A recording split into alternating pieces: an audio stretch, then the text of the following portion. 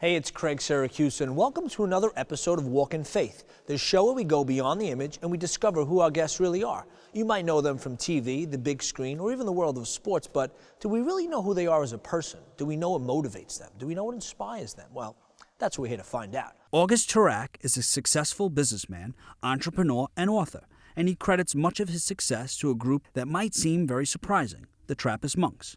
On this episode, he shares with viewers the crisis of faith that first brought him to Mepkin Abbey, and how his time spent with the monks helped him rediscover his purpose and led to his two books, Brother John and Business Secrets of the Trappist Monks. Stay tuned and walk with us.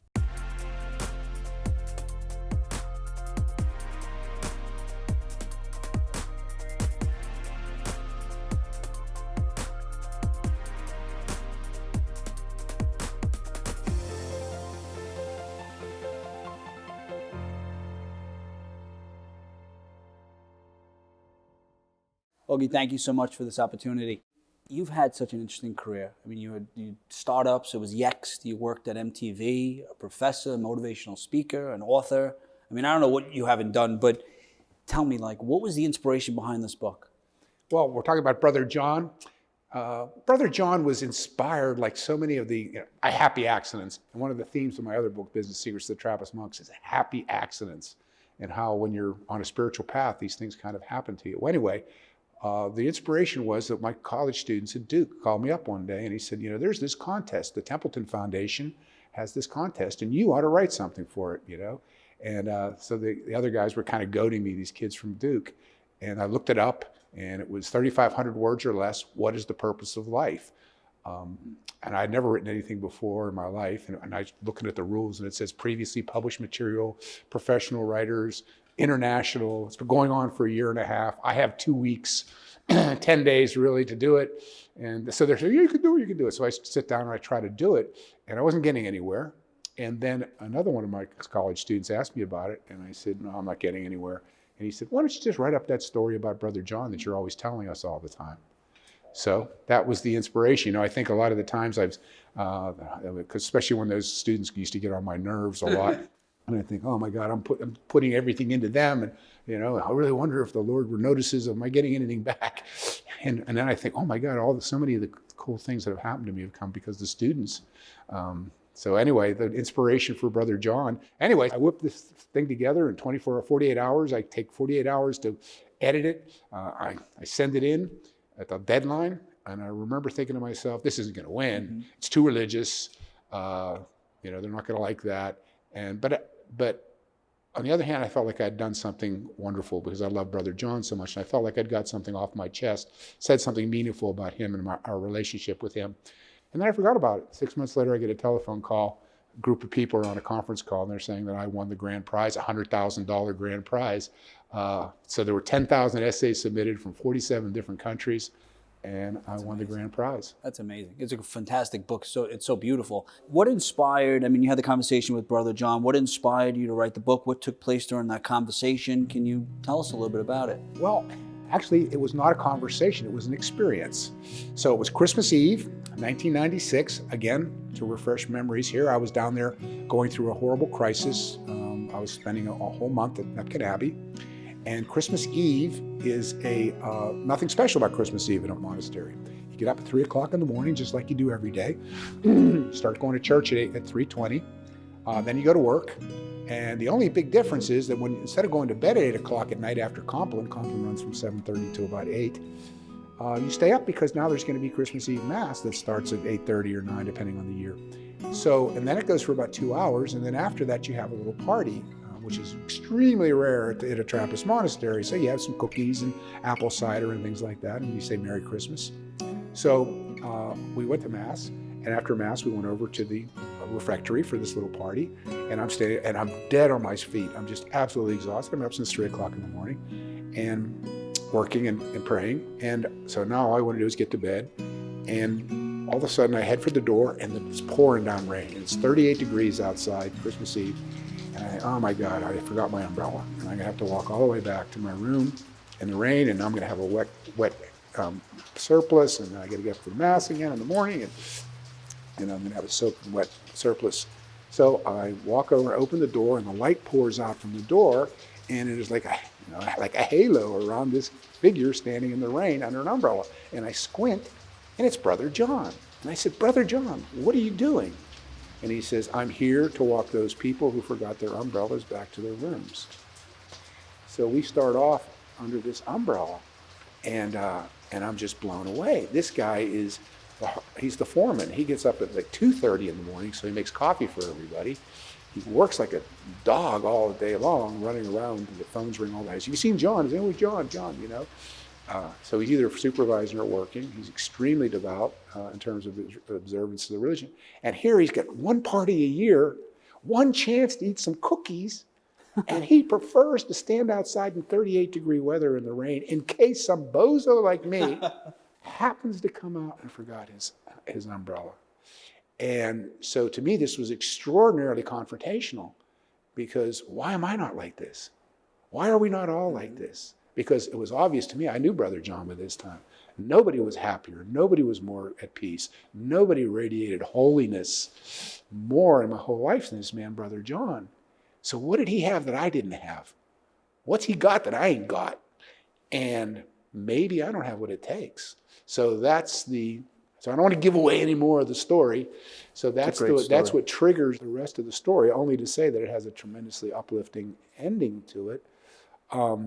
But the cool thing also is what I eventually ended up doing is, over the years after 2004, first of all, the essay was reprinted in the Best of Catholic Writings and the Best of Christian Writings with their anthologies.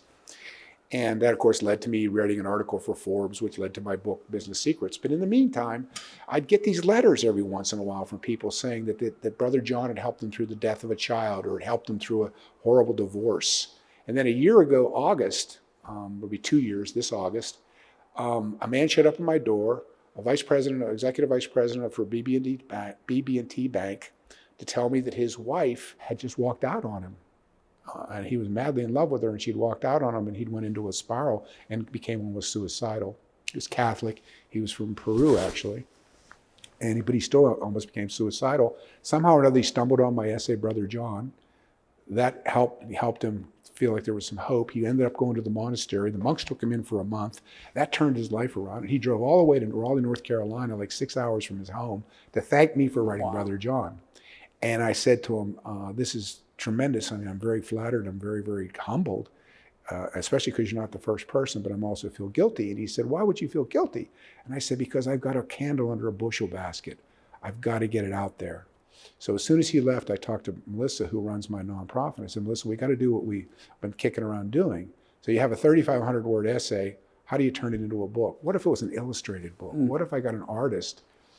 And then the Lord sent me this Irish Catholic artist, Glenn Harrington, who said, yes, I'll do 22 oil paintings and we'll do the book together with the essay.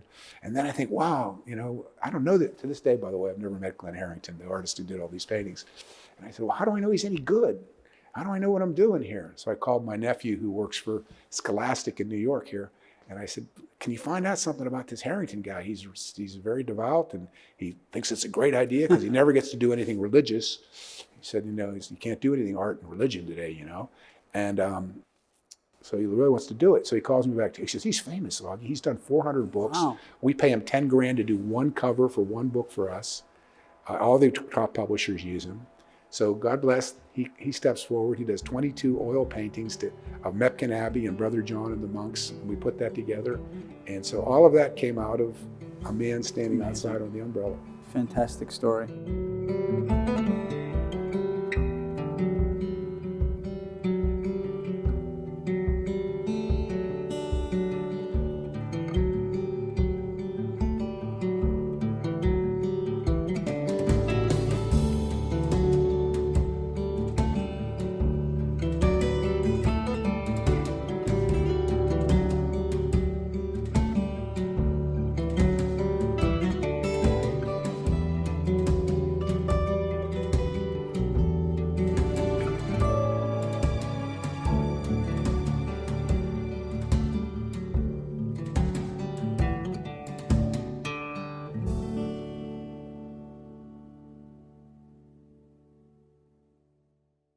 Now, usually you don't meet someone that takes that step to live in a monastery. What was the motivation behind that?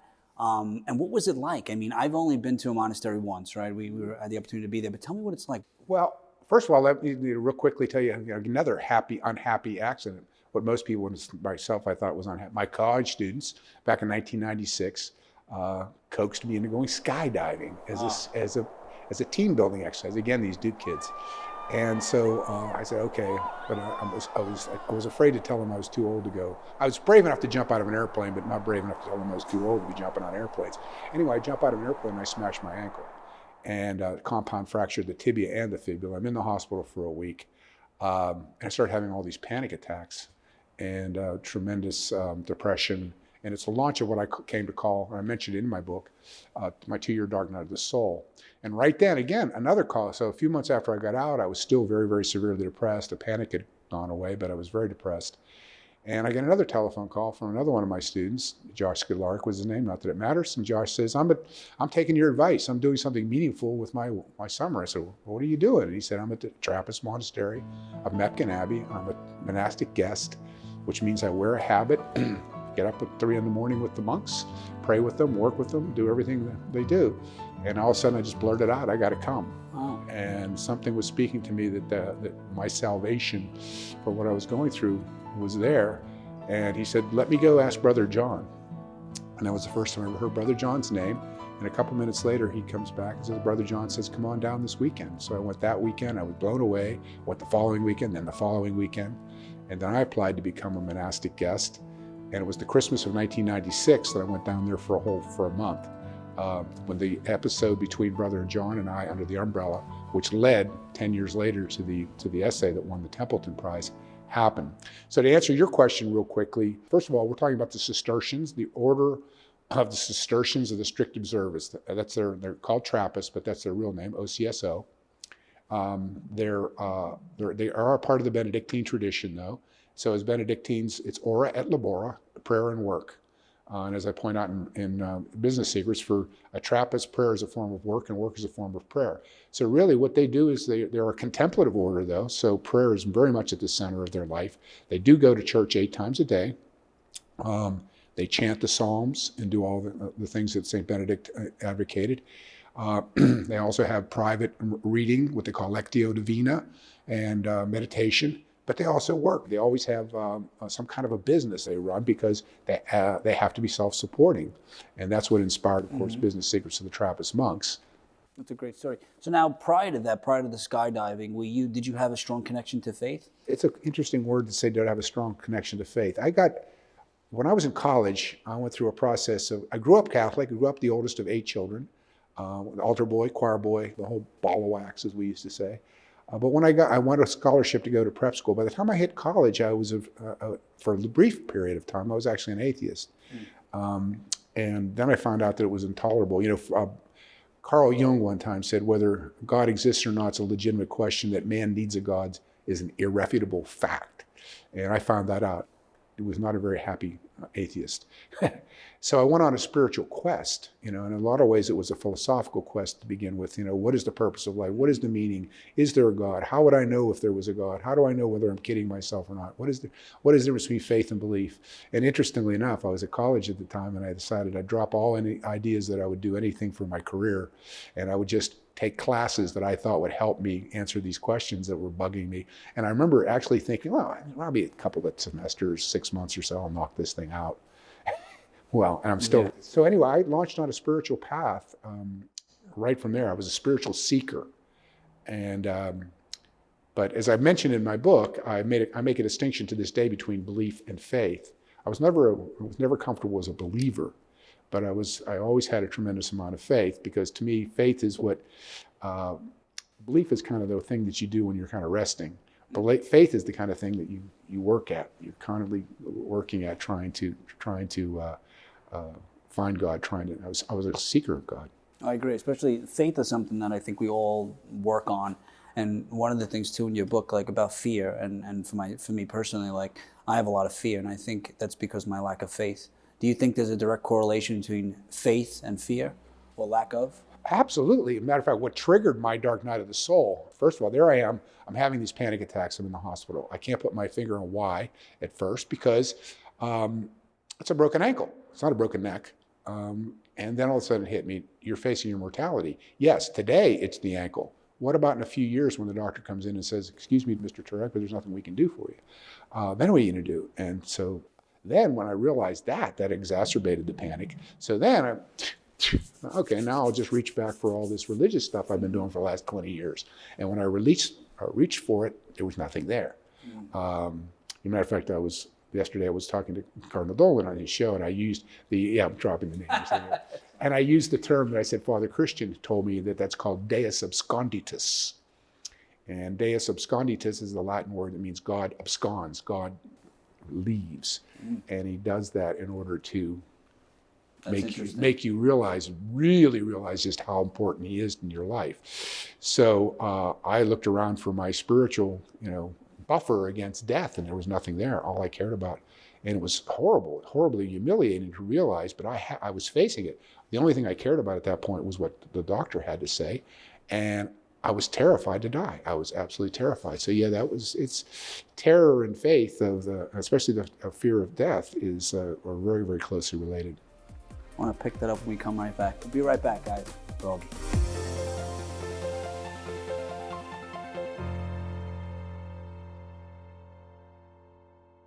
Welcome back, guys.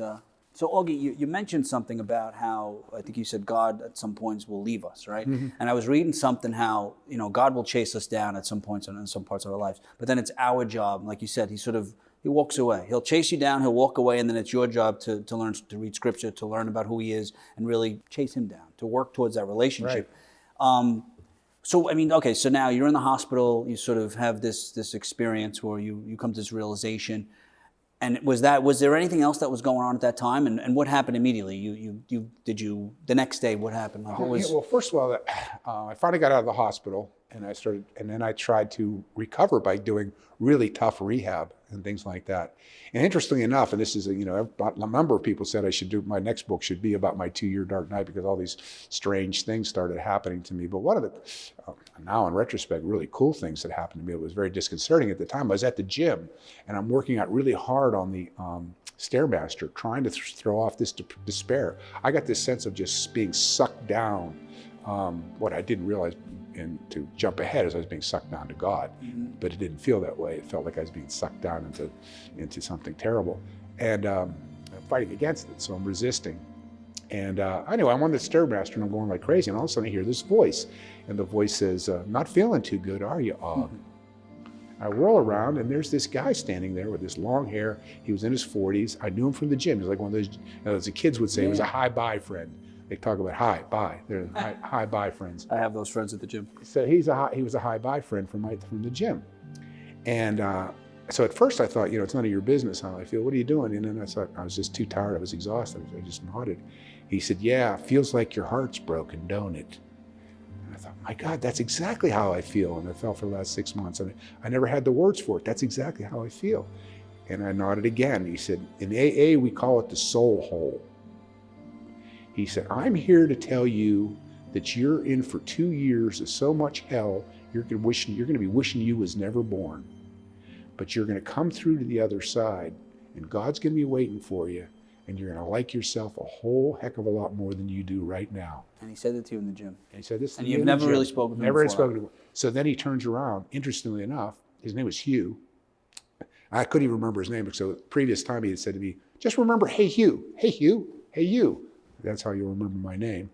And that's all I knew about him. I never saw that man again. To this day, I have never seen that man again. Did you ever try to reach out to him? Or I don't even know how I would reach out to him. I went to the same gym. He just never came back. And I saw him every day, and then I never saw him again. Amazing. And almost 2 years to the day later, I had a spiritual experience which made his whole prophecy completely come true. So for that 2 years, I was having all these kinds of experiences. But one of the most devastating, I remember St. John of the Cross saying that one of the most difficult, the final trial on the ascent to Mount Carmel, where he's talking about the mystical path to God, he says is when you become so convinced of your own sinfulness that you fear that even God couldn't save you. And I remember when I got really close to the end, one of the most devastating things I had to face was that all these years that now by this time, this is 1998, I've been on a spiritual path since 1972.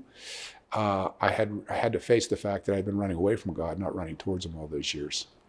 So what I realized was that had been cleaning up for the maid all those years. I've been saying, wait until I polish myself up. I'm not ready to meet you yet.